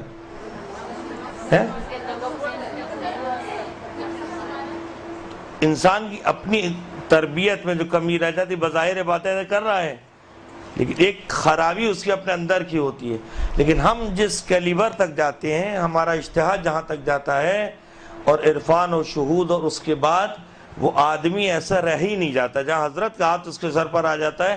کوئی بھی آڑا ٹیڑھا میلا آدمی آج تک آپ کی کسی آیت اللہ عظمی نے دین فروشی نہیں کی ہے، نہ امریکہ کے سامنے گرا، نہ استعمار کی. میں مثال آپ کو دوں، اور اس کے بعد جب اصولی طور سے لیکچر کا جو وقت ختم ہو گیا ہے، غالباً زمانہ تھا آیت اللہ عظمی کاشف الغطا کا، اور وہ جنگ عظیم دوم کے بعد کا زمانہ تھا. بے انتہا مارا ماری ہوئی، نقصان ہوا، اور عراق کا بھی نقصان ہوا. برطانیہ کا سفیر آیا، کہا میں اس زمانے کے مرجع سے ملنا چاہتا ہوں اور ان کی خدمت میں جو وہ میں چیک لے کر آنا چاہتا ہوں. تو انہوں نے کہا لے آؤ. نجف میں ایک ہنگامہ برپا ہو گیا کہ وہ کئی لاکھ کا چیک لے کر آ رہا ہے اور آیت اللہ کو پیش کرنے آ رہا ہے. یہ ایک مصیبت مچی ہوئی کہ یہ کیا غضب ہو گیا، شیعت کی عزت یہ ہو جائے گا، فلاں نہ ہوگا. آیا بیٹھا، وہی چٹائی پہ بیٹھے تھے کہ بیٹھ جاؤ. اس نے جو ہے وہ چیک پیش کیا، اور آغا نے چیک جو ہے وہ اپنی چٹائی کے نیچے، بوریے کے نیچے رکھ لیا. اب لوگوں کے منہ پھٹے ہوئے، یا الہی یہ کیا ہو گیا، عزت گئی. کہ لاؤ ہماری چیک بک لاؤ، اور اس چیک بک میں اس سے دگنی رقم لکھ کر کہا کہ ہم سے زیادہ ہمیں اس کی ضرورت نہیں ہے، یہ جا کے ان غریبوں میں جا کے بانٹو کہ جن کا تم نے کھانا خراب کیا ہے. تم نے حوض علمیہ کو سمجھا کیا ہے کہ تم چند لاکھ پر جو سودا کر سکتے ہو؟ تو اتنی بڑی پاور ہے اجتہاد کی کہ آپ کا اس درجے پہ چلا جانے والا عالم کبھی بھی نہیں بکتا. اگر وہ بک جایا کرتے تو سمجھ لی پوری شیعت آپ کی بک گئی. اس لیے یہ افراد، یہ جو اکثر دیکھا گیا ہے نا، تو اس درجے کا آپ کو آدمی نہیں ملے گا. یہ ملے گا چھوٹا موٹا مجھ جیسا پڑھنے والا جو ہے وہ، جو کہیں بھی بیچارہ جو وہ سلپ ہو جاتا ہے، تھوڑا سا سہم امام دیکھ کے، سہم سادات دیکھ کر ادھر سے ادھر نکل جاتا ہے، کہ کس گلی میں گم ہو جاتا ہے. لیکن ان افراد کو جو ہے وہ لالچ نہیں دیا جا سکتا. ہوتا یہ کہ ہمارے ہاں تشخیص نہیں ہے، ہم ہر ایک کو تو علامہ بنا کر بیٹھ جاتے. کل تک وہ گلیوں میں کنچے کھیل رہا تھا، اور آج ممبر بیٹھ کے کنچے کھیل رہا. وہ علامہ کیا بات ہے، کیا چل نیچے سے کچھ جاہل مل جاتے ہیں نصیری کرنے والے، اور وہ علامہ تو دہر بن جاتا ہے. تو اس کو آگے چیک اینڈ بیلنس ہمارے معاشرے میں، ایرانی معاشرے میں ایسا نہیں ہے، عراق میں ایسا نہیں ہے، دوسری جگہ پہ ایسا نہیں ہے. اور اتنی سخت چیکنگ ہے افراد کے کردار پر کہ کوئی ایسا آدمی، اب آپ سوچ سکتی ہیں کیا کہ کوئی ایسا ڈھیلا آدمی، ایسا فاسد آدمی اس درجے تک آ جائے؟ نہیں آ سکتا.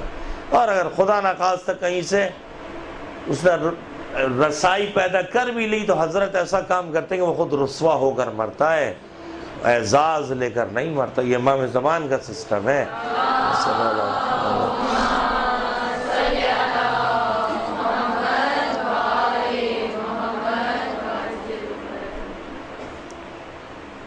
دیکھیے بات وہی جو ہم نے مثال دی کہ اگر ڈاکٹر کہتا ہے کہ آپ روزہ نہیں رکھ سکتے، ایک ہوتا ہے کہ آپ اپنے اندر توانائی دیکھتے ہیں، ڈاکٹر اپنی تشخیص دیتا ہے، آپ کہتے ہیں کہ ڈاکٹر نے اپنا کام کیا، آپ اپنا کام کرتے ہیں، آپ کہتے ہیں میں روزہ رکھ سکتا ہوں. ہاں اگر وہ روزہ رکھنا آپ کو نقصان دے گا تو پھر کوڑے کھانے کے لیے تیاری ہو جائے گی، کیونکہ عالم نے تشخیص دی تھی کہ روزہ آپ کے لیے نقصان دے. اگر آپ نے اس کے حکم کو مان لیا آپ کی گردن میں کچھ نہیں ہے، لیکن اگر آپ نے اپنا اجتہاد بالرائے استعمال کیا اور آپ کو نقصان ہوگا تو اس کو بھگتنا بھی پھر پڑے گا. اور کوئی کوشچن ہے؟ ہاں دیکھیے اول تو یہ بات اب ہماری اس میں محفل میں طے ہو گئی کہ برا آدمی اس درجے تک جا ہی نہیں سکتا. علماء سو وہ ہے کہ جو ایک انسان ہوتا ہے کہ علم کو آخرت کے لیے استعمال کرتا ہے، اور ایک ہوتا ہے علم کو دنیا کے لیے استعمال کرتا ہے. جب علم فروشی ہوتی ہے تو وہ علماء سو میں داخل ہو جاتا ہے. جب وہ اپنے علم کے ذریعے سے دنیا کمانا چاہتا ہے تو علماء سو میں شامل. سو ہے نہیں برا، لیکن جہاں اپنے علم کے ذریعے وہ آخرت کمانا چاہتا ہے تو عالموں میں خدا اس کو شمار.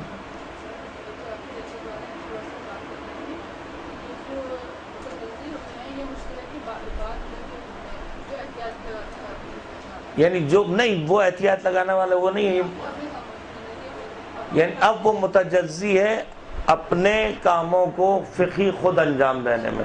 یعنی یہ مجتہد جو متجزی ہو جاتا ہے پڑھا پڑھا کر، اور اس پہ ڈاکٹر عابد کا بہت طویل مقالہ بھی موجود ہے، اس کے لیکچر بھی موجود ہیں، ان کو آپ دیکھیں بہت تفصیلی تقلید کے موضوع پر آپ کو جو ہے وہ بحث اس میں مل جائے گی. اگر آپ کو جستجو ہے اس حوالے سے ضرور دے.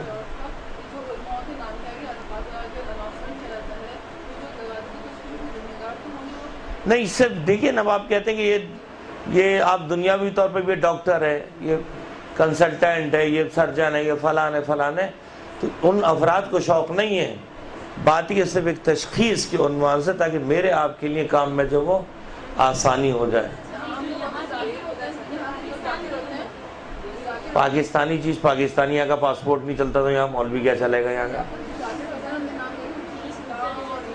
وہ غلط استعمال ہے. ہمارے معاشرے میں، ایرانی معاشرے میں ایسا نہیں ہے، عراقی معاشرے میں ایسا نہیں ہے. وہاں جو ہے وہ ہے، وہاں القابات کی جنگ نہیں ہے. تو القابات کی جنگ جو ہے وہ ہندوستان سے جو چلتی ہوئی آئی ہے تو وہ سبھی کے ساتھ جو ہے وہ ایک زمانے میں جو ہے وہ لفظ شیخ استعمال ہوتا تھا، ایک زمانے میں لفظ علامہ مجلسی، واقعاً وہ علامہ ہوتے تھے. اس خطے میں جیسے میں کہتا ہوں بدبخت خطہ یہ ہندوستان اور پاکستان کا، یہاں عالم نہیں بنتے، یہ القابات اگتے ہیں. یہاں پر القابات کی کھیتیاں لگائی جاتی ہیں باقاعدہ. وہ ابھی صبح سو کے اٹھا ہے تو حجت الاسلام ہو گیا، اور اس کے بعد جو ہے وہ ادھر ادھر سے چند اس نے جو ہے وہ اپنا جو وہ شروع کیے. کہ میں نام بھی نہیں لینا چاہتا کہ وہ کون کون سے یہاں جو ہے وہ کیا کیا عجیب و غریب مخلوقات پائی جاتی ہیں. ہاں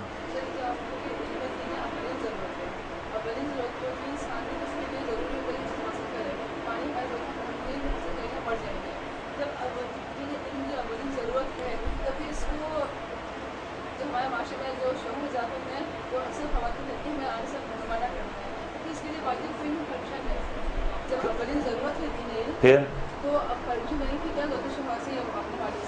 نہیں، بات یہ کہ دیکھیے کچھ ایسے واجبات ہیں کہ جس میں شور ٹانگ نہیں اڑا سکتا. آپ کے وضو ہے، غسل، سینکڑوں مسائل ہیں جن کا سیکھنا آپ پر واجب ہے، تو اس سلسلے مستحبات کے سلسلے میں شور روک سکتا ہے، واجبات کے سلسلے میں نہیں روک سکتا. یہ اس معاشرے کا جہل ہے. وہ کہتا ہے نہیں تم جو ہے مدرسے نہیں جاؤ گی، مدرسے قائم نہیں جاؤ گی، تو پھر آپ پہ جستجو ختم تو نہیں ہو جاتی. پھر آپ اپنے گھر میں بیٹھ کے بکس کی اسٹڈی کیجئے، علماء کا آپ جو نمبر لیجئے، علماء سے آپ رابطہ کیجئے کہ یہ میں اپنے مسائل شرعیہ کو سیکھنا مجھ پر واجب ہے. اور کوئی کوشچن؟ مجھے معلوم ہے موضوع بہت تشنا رہ گیا، اس میں بات بہت ہے، لیکن اس کو میں کیا کروں گی اس کے علاوہ جو اس کو اور جمع نہیں کیا جا سکتا کہ اگر ہم تھوڑا کر کے ایک آگاہی آپ کی نظر میں بہرحال پیدا ہو جائے کہ یہ جو مدارس کا سسٹم ہے اور اس کو پڑھانے کا سسٹم ہے، یہ تو پوری فہرست ہی میں نے 11 علوم کی پوری فہرست نہیں لکھی ہے.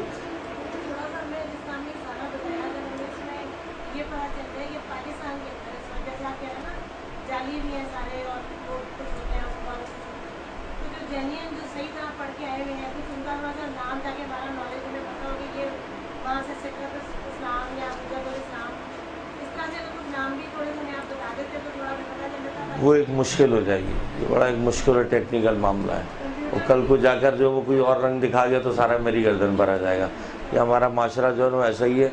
تو کچھ کا نام لے دیے تو یہاں تو ہوتا, نام لے دیے دوسرا مخالفت میں کھڑا ہو گیا, اچھا تم اس کے گروپ کے آدمی ہو, اچھا پتہ چلا. نہیں, یہ تو آپ اس کے لیے سیدھا سادہ اس کا طریقہ یہ کہ حوزہ علمی پاکستان کی تو آپ ہندوستان کی تو بات ہی نہ کریں مجھ سے, یہاں کی تو بات ہی نہ کریں. یہاں پر تو عجیب تعجب آور بتاؤں کہ شاید پاکستان میں شاید اصل یہاں پہ عرفان اور عارف نہیں پایا جاتا. عارف نہیں ہے, عارف علم عرفان کا ماہر نہیں ہے یہاں پر.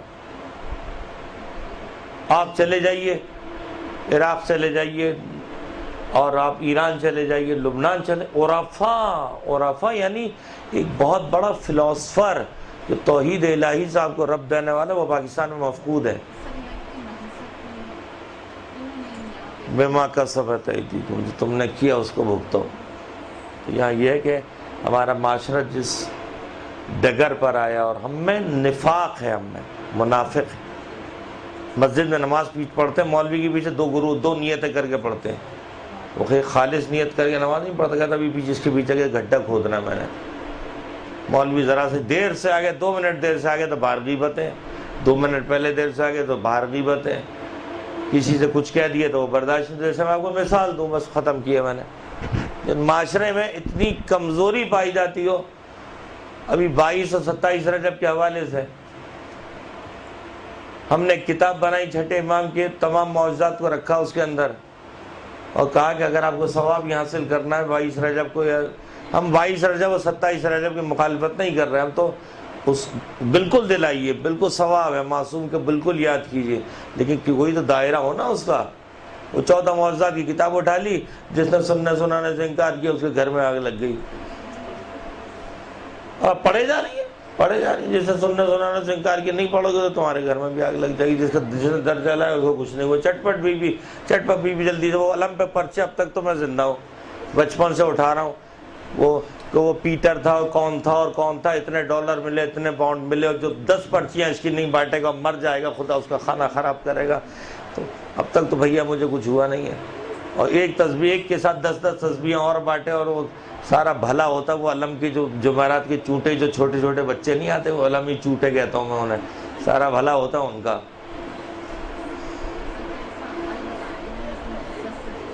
تو مشکل یہ ہے جس معاشرے میں اتنا جہل پایا جاتا ہو کہ چٹپٹ بی بی کے نام سے اور گھر میں آگ لگ گئی, کہتے ہیں تو ہمارے اما ابا پڑھتے ہوئے آ رہے تھے. اب اگر اس پر ہم نے نکال دیا کہ اس کی مخالفت تو ہماری جان کو آ گئے, تو آپ نے ایسا کیوں کہا ہے؟ تمہاری نظر میں خود تمہاری بیوی کی قدر نہیں ہے, اہمیت نہیں ہے.